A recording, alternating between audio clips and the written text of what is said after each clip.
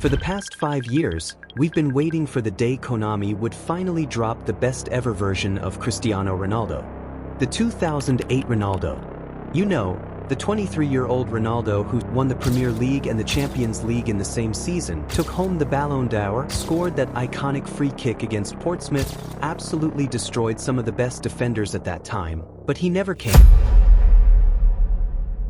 Year after year, eFootball gave us everything except what we truly wanted. Instead, we got messy cards, over and over, more versions than we could ever use. Meanwhile, every single eFootball post on Instagram, Twitter, or even YouTube comments gets flooded by fans begging for Ronaldo 2008, and still, silence.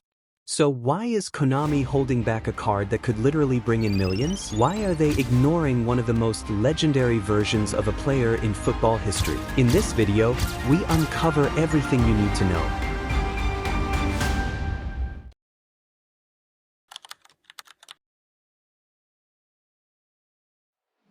You see, when a game is developed, it does not have the rights to use any real-life images, names, or anything owned by an individual or company unless they pay for licensing rights. For example, Grand Theft Auto, despite being a massive open-world game, does not include real-life brands. Instead of using a real car brand like BMW, they use a generic name like Benefactor. Similarly, instead of Apple, they call it iFruit. In football games, it's the same. Developers can't freely use club names, stadiums, badges, or even player names unless they have proper licenses. So, how do AFC and eFootball have so many real player names and clubs? This is made possible through licensing agreements. However, eFootball lacks many of these club licenses. That's why big teams like Real Madrid, Liverpool, Chelsea, and others appear with generic kits, fake names, and unlicensed badges. Now, for a real club, league, or player to appear in the game, there are 3 options that must be followed. Option 1. The game developer signs a licensing deal with the club or league directly. This gives them access to the official name, logo, kits, and even the stadium. Option 2. They get player names and likenesses through a deal with FIFA Pro, the Global Football Players Union.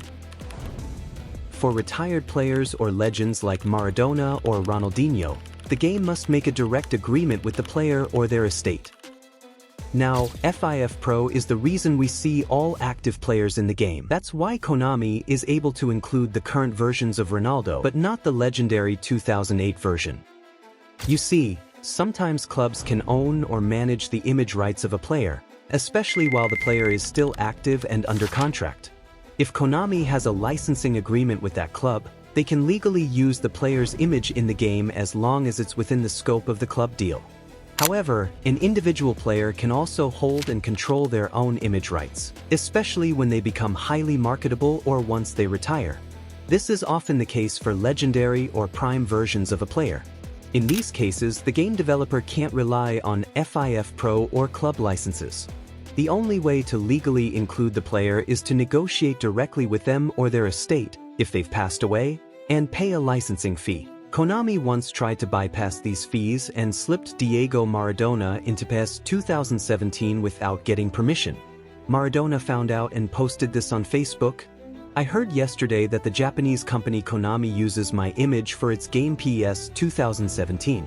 Unfortunately, my lawyer Matthias Morla will initiate the corresponding legal actions. I hope this is not another scam. It caused huge backlash and legal drama. Eventually, Konami had to reach a settlement and sign an official agreement with Maradona to continue using his likeness in future games.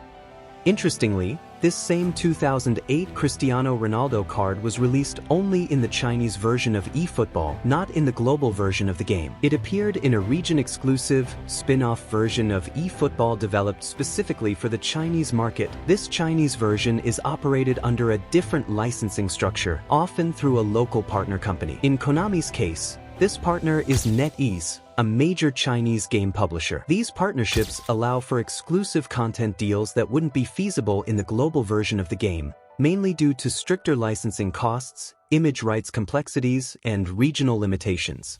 Additionally, Ronaldo is an investor in the new rival opponent of Efootball, UFO. Due to this, Ronaldo is an investor and ambassador for UFO, a new football video game that's positioning itself as a direct competitor to Efootball and EAFC. This creates a major conflict of interest for Konami. Since Ronaldo is now financially and publicly tied to a rival football game, any move by Konami to feature his legendary versions would not only require a massive licensing fee but might also be outright blocked. From a business perspective, Ronaldo and his team have no incentive to license his likeness to Konami, as it would directly benefit their competition. So, to wrap it up, we may not be seeing the 2008 version of Cristiano Ronaldo in eFootball anytime soon. This 6-minute video took 7 days to create, so if you found it insightful, please like and share it with your fellow Ronaldo fans. We're close to reaching 10,000 subscribers. Subscribe now for more content like this. See you in the next one.